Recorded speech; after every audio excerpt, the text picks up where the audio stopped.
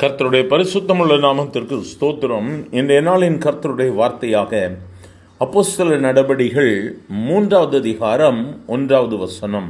ஜெபவேளை ஆகிய 9ஆம் மணி நேரத்திலே பேதுருவும் யோவானும் தேவாலயத்துக்கு போனார்கள். எனக்கு அருமையானவர்களே, இந்த இடத்தில் பேதுருவும் யோவானும் ஜெபத்திற்காக தங்களுடைய ஜெப நேரத்தில் ஆலயத்திற்கு கடந்து செல்லுகிறார்கள்.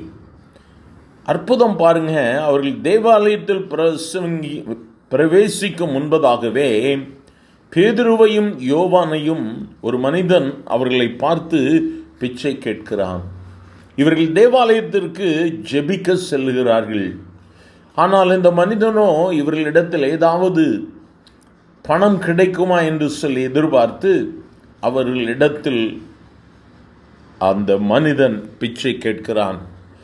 ஆனால் பேதுருவும் யோவானும் அவனை பார்த்து சொல்லுகிறார்கள், என்னிடத்துல எந்த விதமான பணமோ வெள்ளியோ ஒன்றும் இல்லை, ஆனால் என்னிடத்தில் உள்ளதை உனக்கு தருகிறேன், என்னிடத்தில் உள்ளதை உனக்கு தருகிறேன் என்று சொல்லி இயேசுவின் நாமத்தில் எழுந்து நட என்று சொல்லி அவனை தூக்கி விடுகிறார்கள்.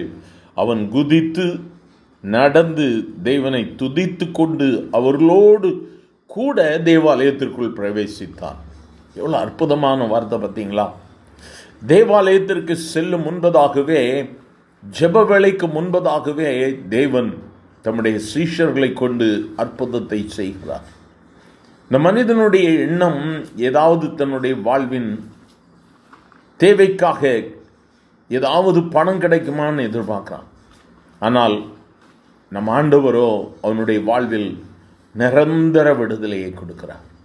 இன்றைய நாளிலும் இந்த வார்த்தைகளை கேட்கிற தேவ பிள்ளை, ஏதோ ஒரு காரியத்துக்காக நீ ஜெபம் பண்ணிட்டு இருக்கலாம்.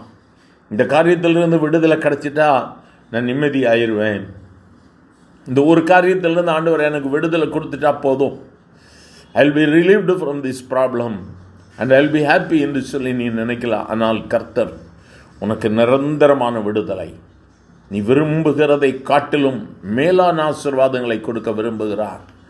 நம் ஆண்டவர் பூரண ஆசீர்வாதத்தினால் தம்முடைய பிள்ளைகளை திருப்தியாக்குகிற தெய்வம். இன்று ஏதோ ஒரு சின்ன காரியத்துக்கு நீ ஜெபம் பண்ணிருக்கிறியா? வேலையில் ஒரு பிரச்சனை, இந்த பிரச்சனை போயிட்டா போதும் ஆண்டவரேன்னு கேட்குறியா? கர்த்தர் இன்னும் மேலான ஆசீர்வாதங்களை உனக்கு கட்டளையிட போகிறார். பயப்படாதே.